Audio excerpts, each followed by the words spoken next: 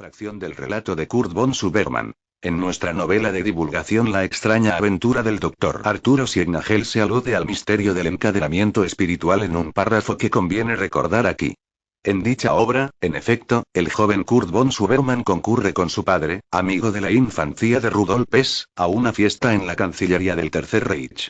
Allí es presentado al Führer, quien procede a efectuar sorprendentes revelaciones. La transcripción completa de dicho párrafo se da a continuación. La ceremonia de fin de clases se realizaba, conjuntamente con otras escuelas, en un gran festival, con desfiles multitudinarios de la juventud hilderiana, que culminaban en el estadio de Berlín. Allí la plana mayor del Tercer Reich, encabezada por el Führer, establecía un contacto directo con la juventud por medio de discursos y proclamas. Papá había venido de Egipto especialmente para asistir a la graduación, siendo invitado por Rudolf Hess para concurrir a una fiesta a celebrarse esa noche en la Cancillería. Sería esta, a mi juicio, la oportunidad esperada para aclarar muchas incógnitas. A las 10 en punto de la noche subimos las escaleras de mármol de la Wilhelmstrasse 77. Papá, elegantemente vestido de jaquet, y yo, con el uniforme de la Schilderjungen, no desentonábamos entre la numerosa concurrencia que ya llenaba el gran salón del Águila, formando corrillos rumorosos de voces y risas. Atravesamos el salón en dirección al gigantesco hogar de mármol tallado, buscando a Rudolf Hess, mientras sobre nuestras cabezas una araña de colosales dimensiones derramaba torrentes de luz, suavemente amortiguada por miles de piezas de cristal de Baccarat. Nunca había visto tanta gente distinguida e importante junta. Estaban allí todos los líderes de la nueva Alemania. El Dr. Goebbels, el mariscal Goering, el Reichsführer Himmler, Julius Streicher, y en un rincón apartado distinguimos a un grupo formado por Rosenberg, Rudolf Hess y Adolfo Hitler. Papá, temiendo interrumpir una conversación reservada, me indicó que aguardásemos a unos pasos de distancia, mientras bebíamos una copa de champaña que solícitos camareros nos habían alcanzado. Al cabo de un momento Rudolf Hess reparó en nosotros y luego de cambiar una palabra con el Führer, se acercó sonriente. ¿Cómo están, Reinaldo, Kurt? Dijo. Vengan que les presentaré al Führer. Era la primera vez que veía de cerca a Adolfo Hitler, honor poco frecuente para un estudiante extranjero, y aunque venía preparado, sabiendo que el Führer estaría en la fiesta, no se me había ocurrido que seríamos presentados. Adolfo.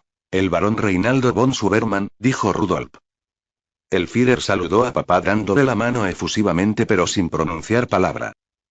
Mein Patekin Kurt von Suberman, continuó Rudolf, flamante egresado del Napola, piloto y soldado polígloto, futuro Ostenführer de la Waffen, SS. No pude evitar ruborizarme por la elogiosa presentación del Taufpates. El Führer estiró la mano mientras me clavaba una mirada helada en los ojos. Sentí que una corriente eléctrica corría por la columna vertebral al tiempo que una especie de vacío estomacal casi aullaba a la altura del ombligo. Fue una sensación de un instante pero de un efecto terrible. Aquella mirada y el contacto de la mano del Führer habían obrado como un agente ácido en un cubo de leche, descomponiendo y disolviendo mi estado de ánimo. Fue un instante, repito, un solo instante en el cual me sentí explorado por dentro. Ya recompuesto observé con sorpresa que, algo inusual en él, una sonrisa enigmática se dibujaba en la cara del Führer. ¿De Egipto, dijo Hitler, adoro Egipto, tierra maravillosa que fascinó a Napoleón y que ha producido un camarada invalorable como Rudolf.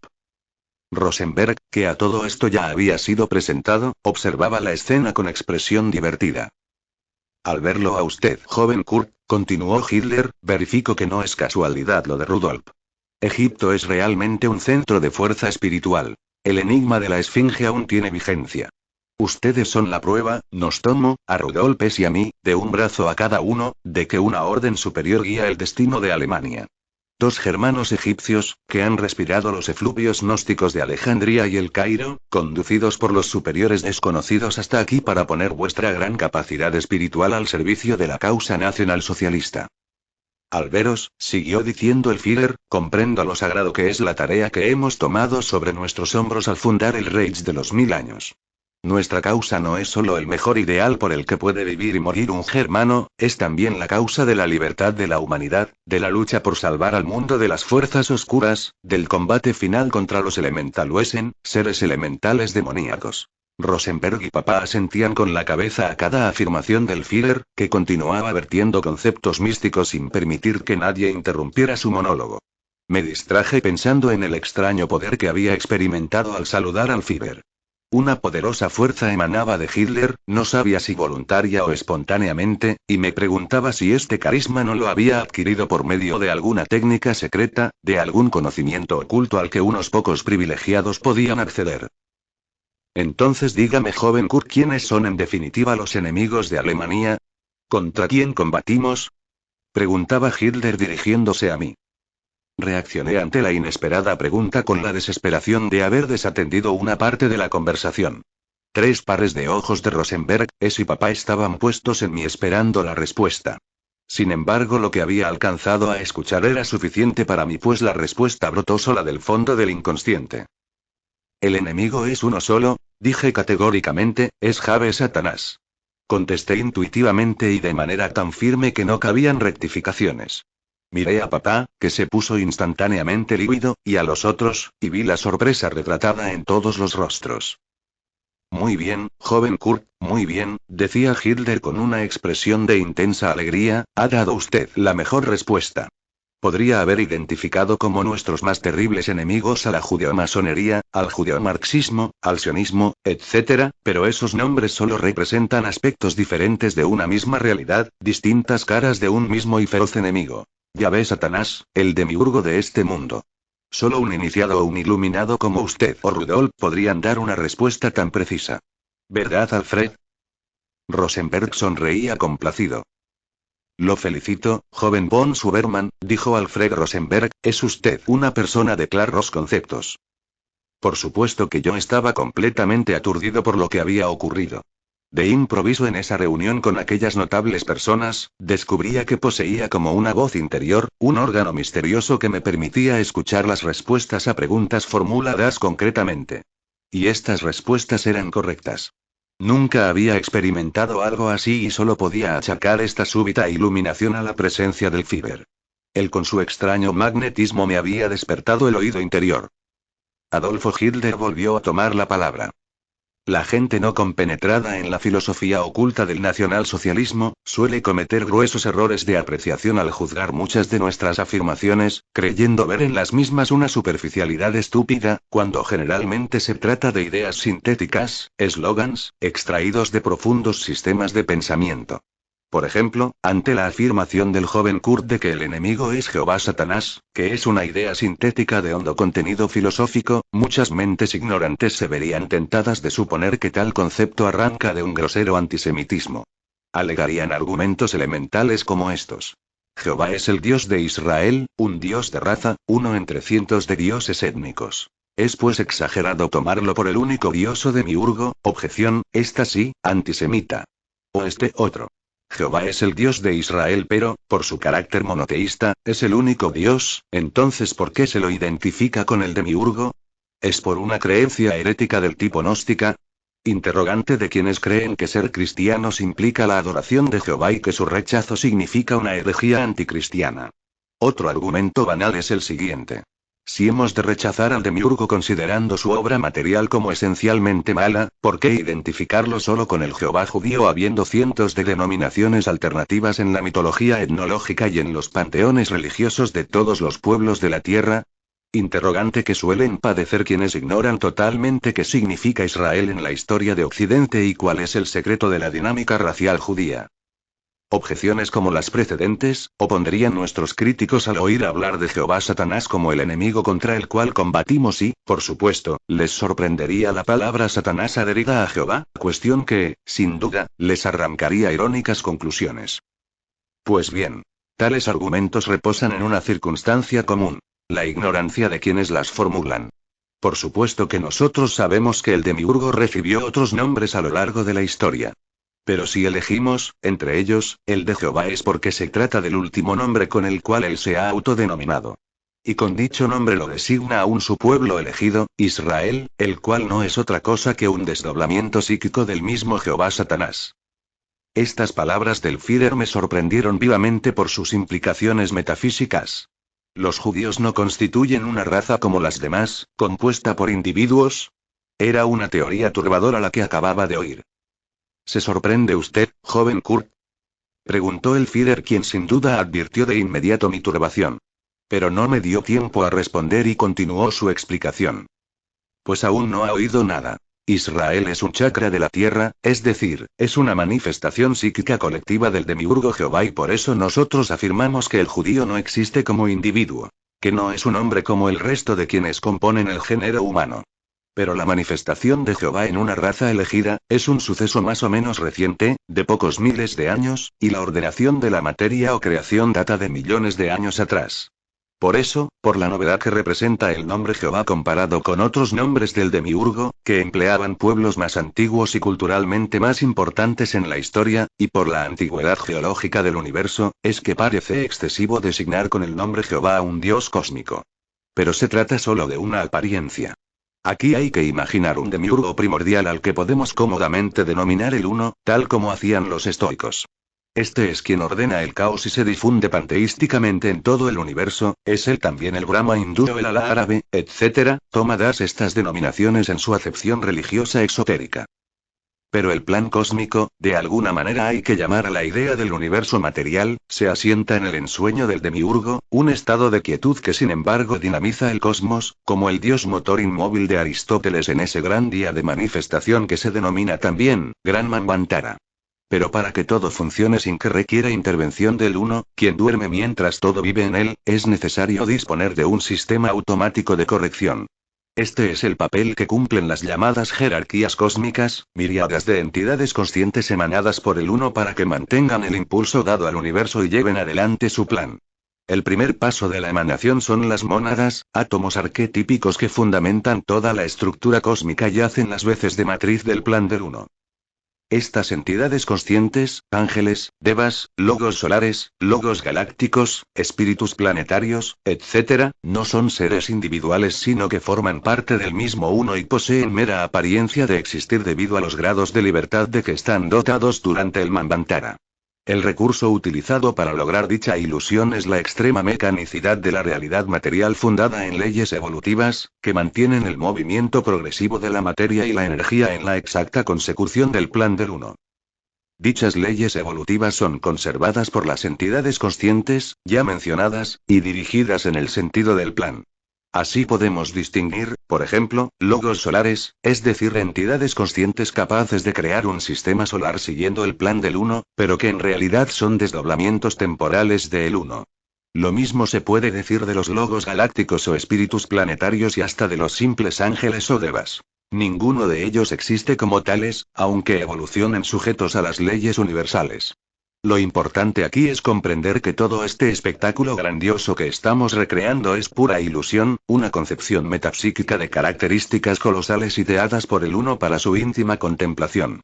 Porque la verdad es que todo lo existente desaparece finalmente, cuando sobreviene el gran pralaya, la noche de Brahma, en la que todo se confunde nuevamente en él, luego de una monstruosa fagocitación. Pero dijimos que el universo se rige por leyes evolutivas. Dichas leyes, que determinan el universo material, de acuerdo a una verdadera arquitectura celeste, como bien dicen los satánicos masones, ocasionan la existencia de los distintos grados del espacio o cielos en que está constituida la realidad. Así como hay varios cielos 5, 7, 9, hay reinos de la naturaleza 3, 5, 7, o planetas 5, 7, 9, 12, o razas raíces 3, 5, 7, etc. Estos aspectos engañosos forman parte del plan del Uno y los demonios, encargados de llevar adelante dicho plan, conforman un orden jerárquico preciso, basado en la famosa ley de evolución que rige los cielos, todos los cielos, desde los atómicos, químicos o biológicos hasta los cósmicos, en los que evoluciona cada mónada siguiendo los arquetipos de cada cielo. Es la famosa ley de causa y efecto que enseña la sinarquía y que las religiones védicas de la India llaman karma y dharma, pero que conviene sintetizar como ley de evolución. Esta ley dirige el camino de ida y vuelta de la mónada, la cual toma varios cuerpos en los distintos cielos a los que desciende para evolucionar. Dicho camino suele ser representado como la serpiente que se muerde la cola Uroboro. Por supuesto que jamás se alcanza la famosa individuación monádica, pues ello significaría una auténtica mutilación de la substancia del uno y antes que tal cosa sobrevenga, ya estará todo el universo fagocitado en su santo buche. Yo me debatía interiormente frente a sentimientos encontrados. Por una parte me horrorizaba la teoría que estaba oyendo, ya conocida por haberla estudiado en el Napola, pero dotada ahora de un impresionante sentido de realidad al ser expuesto vehementemente con la elocuencia irresistible del Führer. Y por otra parte me sentía halagado por el honor de recibir de labios del Führer de Alemania, una explicación personal, terriblemente extensa y curiosamente fuera de lugar en una fiesta mundana de la Cancillería. De cualquier manera mi actitud exterior, era de respetuosa atención a cada una de sus palabras pues no quería volverme a distraer. Supongo que ya conoce esta teoría teosófica que la sinarquía enseña en sus sectas masónicas o rosacruces, y que se ha de sentir espantado frente a una concepción determinista en que no hay un lugar previsto para la existencia individual eterna, es decir, más allá de los pralayas y manvantaras. Y justamente ese espanto, ese grito de rebelión que usted debe percibir brotando de su sangre pura, constituye una excepción a todas las reglas de la mecánica determinista del uno, porque habla de otra realidad ajena a su universo material. ¿Cómo puede ser eso si hemos dicho que todo cuanto existe en el cosmos, ha sido pensado y hecho por él, de acuerdo a su plan y por intermedio de sus jerarquías cósmicas y planetarias? Pues bien, joven Kurt, se lo diré brevemente. Porque una parte de la humanidad, a la cual nosotros pertenecemos, posee un elemento que no pertenece al orden material y que no puede ser determinado por la ley de evolución del demiurgo. Ese elemento, que se llama espíritu obril, se halla presente en algunos hombres como posibilidad de eternidad. Sabemos de él por el recuerdo de sangre, pero en tanto no seamos capaces de liberarnos de los lazos que nos atan a la ilusoria realidad del demiurgo y remontemos el sendero del retorno al origen, no existiremos realmente como individuos eternos. Me preguntará usted cómo es que en un orden cerrado como el que hemos descrito, pueden coexistir elementos espirituales ajenos a él y por qué, si no pueden ser determinados por las leyes de la materia y la energía, permanecen sujetos al universo del uno. Este es un gran misterio. Pero puede usted considerar como hipótesis que, por una razón que ignoramos pero podemos suponer sea una orden de un ser infinitamente superior al demiurgo, o una negligencia incomprensible, o un engaño colosal, alguna vez han ingresado al universo material, una miríada de seres pertenecientes a una raza espiritual que llamamos hiperbórea. Supongamos que tales seres hubieran penetrado al sistema solar por una puerta abierta en otro planeta, por ejemplo Venus, y que ya aquí, merced a un ardid, una parte de sus guías hiperbóreos los hubiesen encadenado a la ley de evolución. Este encadenamiento, ya lo hemos dicho, no puede ser real pero, sin embargo, los guías traidores logran confundir a los espíritus inmortales anclándolos a la materia. ¿Para qué hacen esto? Otro misterio. Pero lo cierto, lo efectivo es que, a partir de la llegada de tales guías al sistema solar, se operará una mutación colectiva en toda la galaxia que modifica el plan del uno. Esta modificación está edificada en la traición de los guías y en la caída de los seres inmortales. Para que usted lo vea claro, joven Kurt, le diré que aquí, en la Tierra, existía un ser humano primitivo que evolucionaba siguiendo las leyes de las cadenas planetarias y los reinos de la naturaleza. Esta evolución era lentísima y perseguía la adaptación final a un arquetipo racial absolutamente animal, dotado de una mente racional, estructurada lógicamente por las funciones cerebrales y poseedor de un alma conformada por energía de los otros planos materiales más sutiles. Este hombre es el que encontraron, en una etapa aún primitiva de su desarrollo, los guías traidores al llegar a la Tierra hace millones de años. Entonces, mediante un ingenioso sistema llamado Chan Shambhala que usted tendrá oportunidad de estudiar en nuestra orden, ellos decidieron mutar la raza humana, encadenando los espíritus inmortales a los seres humanos ilusorios y materiales de la Tierra. Desde ese momento existen tres clases de hombres, los animales hombres primitivos o pasú, los semidivinos o viryas a quienes se les adosó un espíritu y los divinos hiperbóreos o siddhas, que son todos aquellos que logran retornar al origen y escapar del gran engaño. También son conocidos como siddhas leales una parte de los guías, aquellos que no traicionaron y que, encabezados por Cristo Lucifer, intentan salvar a los viryas mediante la redención hiperbórea de la sangre pura, que consiste en despertar el recuerdo primigenio de la propia divinidad perdida. Estos son los señores de Agartha, pero nos apartamos un poco de nuestro tema principal que versaba sobre Jehová Satanás, el enemigo contra el cual combatimos para ganar el derecho a regresar al origen dorado. Pronto se le hará clara esta cuestión, joven Kurt, Pues si usted recuerda que el Uno delegaba en unas entidades conscientes la ejecución de su plan, podemos ahora agregar que el sistema solar ha sido construido por una de tales conciencias a la que llamamos Logos Solar, secundada por devas de menor jerarquía quienes ocupan determinados puestos en la mecánica del sistema. En la Tierra, una entidad planetaria infundía vida al planeta e impulsaba la evolución de los reinos de la naturaleza de acuerdo al plan solar, inserto en el plan cósmico del Uno. Está claro que se trata de emanaciones de el Uno enlazadas jerárquicamente. El Uno, Logos galáctico, Logos solar, ángel planetario, alma colectiva o grupal, etc. ¿Quién es Dios aquí? Según el nivel de conciencia y las pautas culturales y religiosas de los hombres, puede ser cualquiera de tales entidades conscientes, pero siempre se trata del Uno. Si se dice que Dios es el solo, se concibe un Dios creador de todo el universo, se está hablando del Uno. Igual si se cree que Dios es la naturaleza o la Vía Láctea o la Tierra. Las diferentes cosmologías gnoseológicas que se presentan a los hombres en sus distintas etapas de la evolución para concebir el mundo, no invalidan el hecho de que siempre se aluda directa o indirectamente al Uno cuando se habla de Dios. Pero regresemos a la Tierra. Cuando los guías traidores llegan a la Tierra se instalan en un centro al que denominan Shambhala, o Dehum, y fundan lo que se ha dado en llamar Gran Fraternidad Blanca o Jerarquía Oculta de la Tierra. No es un lugar localizable físicamente sobre la superficie terrestre, cuestión sobre la que usted deberá aprender más adelante, sino que se halla situado en un pliegue topológico del espacio. Pero lo que interesa aquí es destacar que el jefe de los guías traidores, se autotitula Rey del Mundo, pasando a ocupar el lugar de uno de los 12 Kumaras del sistema solar. ¿Qué es un Kumara? Un ángel planetario, una de esas entidades conscientes encadenadas por el Uno que conforman la idea de un planeta. Es aquí a donde debe ubicarse la clave del nombre Jehová y de su raza elegida.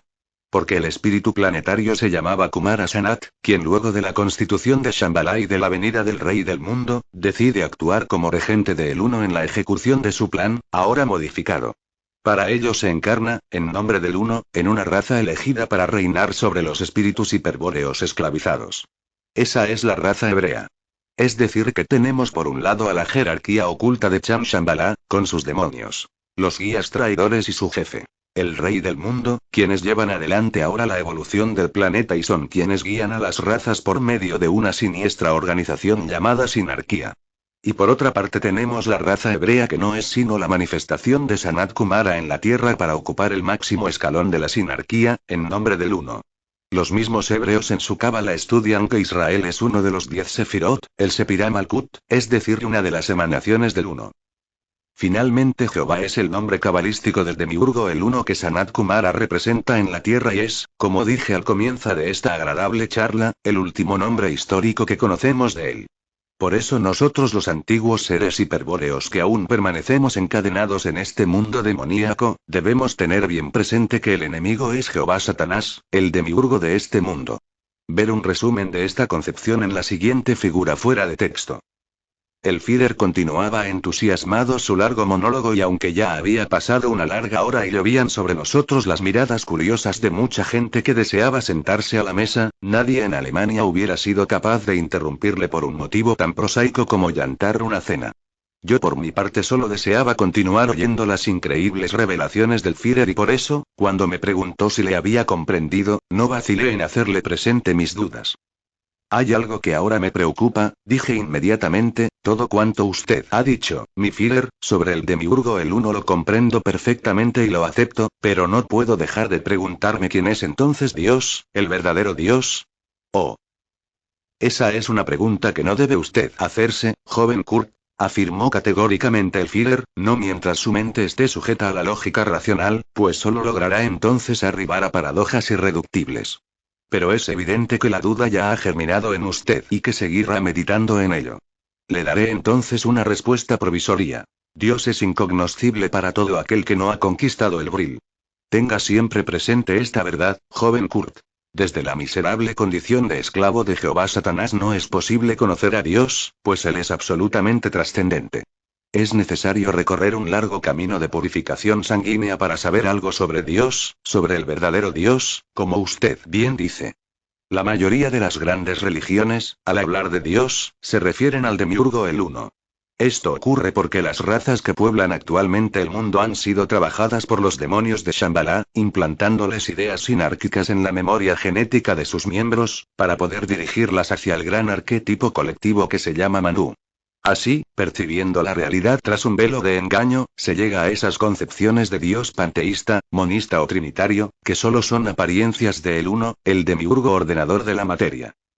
Fíjese lo que ocurre con el concepto de Dios que poseen los distintos pueblos integrantes de la antigua familia de lenguas indogermanas. Casi todos los nombres derivan de las mismas palabras y es seguro que éstas designan en un pasado remoto a un Dios creador de todo lo existente, es decir, al demiurgo el uno. En sánscrito tenemos las palabras Dhyans Pitar que en los Vedas se utilizan para nombrar al Padre que está en los cielos. Dhyans es la raíz que en griego produce Zeus y Theo, con sentido similar al sánscrito y que pasa a ser en latín Júpiter, Deus Pater o Jovis. Los antiguos germanos se referían igualmente a Fin, Ciro Atibas como al Dios creador de lo existente, palabras que también provienen del sánscrito Dhyans Pitar. Igual etimología poseen palabras que designan a Dios en las familias de lenguas turanías y semitas.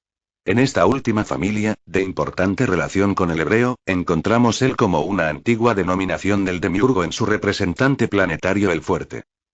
En Babilonia, Fenicia y Palestina se adoró a él, Enlil, nombres que los árabes transformaron en Ila o Alá, etc. No debe extrañarle, joven Kurt, esta unidad etimológica, pues lo alarmante es la unidad de concepto que se descubre tras las palabras mencionadas, ya que en todas las religiones y filosofías siempre se llega de dos o tres ideas de Dios aparentemente irreductibles, pero que en realidad se refieren a distintos aspectos del demiurgo. Tal la preferencia por un Dios panteísta e inmanente. El uno. O trascendente pero creador de la tierra y los cielos. Jehová Satanás, Júpiter, Zeus, Brahma, etc. El Führer me miraba ahora con los ojos brillantes y yo adiviné que sus próximas palabras tendrían un contenido realmente importante. Hubo una guerra, joven Kurt, una guerra espantosa, de la cual el Mahabharata guarda quizás un recuerdo distorsionado. Dicha guerra involucró varios cielos en su teatro de operaciones y produjo como su expresión más externa, lo que se ha dado en llamar el hundimiento de la Atlántida. Pero nadie conoce a fondo a qué se hace referencia cuando se habla de la Atlántida, ya que no se trata solo de un continente hundido. Dicha guerra lleva ya más de 1.000.000 de años en este plano físico, durante los cuales han sido varias las Atlántidas físicas, continentales, que se han hundido, y ahora, en nuestro siglo XX, podemos decir que nuevamente se apresta a hundirse la Atlántida. Pero dejemos este misterio por ahora, pues tendrá que volver sobre el mismo durante sus estudios. Para concluir esta conversación le diré una última cosa, joven Kurt. Sepa usted que en esa guerra cósmica, en la que se combate por la liberación de los espíritus cautivos, por la mutación colectiva de la raza, contra la sinarquía y contra Jehová Satanás, el tercer Reich ha comprometido todo su potencial espiritual, biológico y material. Con estas terribles palabras el Führer pareció dar por terminada su explicación. Miré a mi alrededor y comprobé que papá, Rosenberg y Rudolf Hess aún continuaban a mi lado. Un elegante mozo indicó al Führer que cuando lo dispusieran podrían pasar al patio interior para tomar una cena fría. Eran las 11 de la noche. El Führer y Rosenberg se despidieron de nosotros y fueron a reunirse con Goering y el Dr. Goebbels en la cabecera de la mesa. Rudolf Hess invitó a papá y a mí a ubicarnos para cenar, pero no había quedado bien luego de la conversación con el Führer y a riesgo de ser ofensivo, decidí hablar francamente con ambos y